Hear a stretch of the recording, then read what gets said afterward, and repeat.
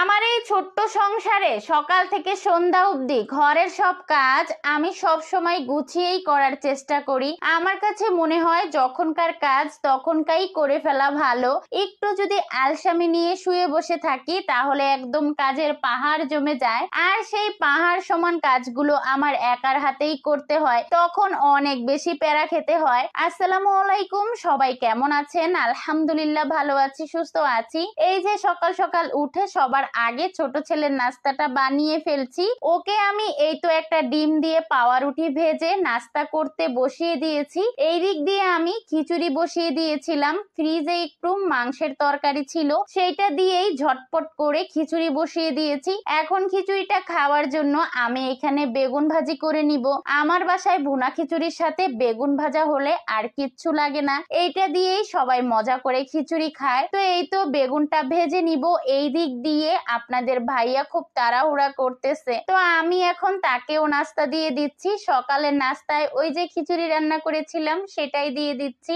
আর এই তো আমার ছোট ছেলের জন্য টিফিনটাও বেড়ে নিয়েছি, ওকেও আজকে খিচুড়ি দিয়ে দিচ্ছি। তো এই তো ওর ব্যাগটা আমি ভালোভাবে গুছিয়ে দিয়েছি, একদম টিফিন দিয়ে পানি দিয়ে সুন্দর করে সাজিয়ে দেওয়া শেষ। এখন ওরা বাবা ছেলে মাদ্রাসায় চলে যাবে, তারপরে আমি একটু বারান্দায় চলে এসেছি। দেখেন কতটা ভোরে আমি ঘুম থেকে উঠেছি, এখনো ভালোভাবে ফর্সাও হয়নি। তো বারান্দায় এসে একটু ঢং করতেছি, আর এই তো বাহিরের প্রকৃতিটা দেখতেছিলাম। তো তারপরে আবার বড় ছেলের স্কুলে যাওয়ার সময় হয়ে গেছে, ওকে আমি খিচুড়ি দিয়ে দিচ্ছি।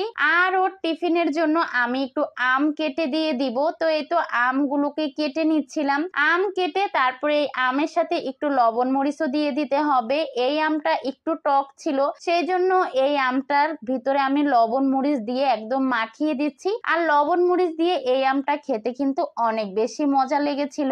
আমিও বাসায় এই আমটা লবণ মরিচ দিয়ে খেয়েছিলাম। তো তারপরে আবার দুপুরে কি রান্না করব, তো আমি এখানে বটবটি আলু আর মুগ ডাল দিয়ে একটা নিরামিষের তরকারি বসিয়ে দিয়েছিলাম।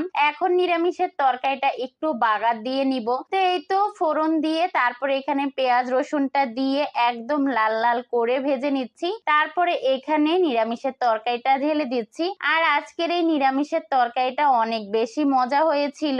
এই একটা তরকারি দিয়েই আমি ভাত খেয়েছি, আর আমার দুই ছেলেকে একটু ডিম ভেজে দিয়েছিলাম। তো দুপুরে খাওয়া দাওয়া শেষ করে এখন ছোট ছেলেকে নিয়ে মাদ্রাসায় যাচ্ছিলাম।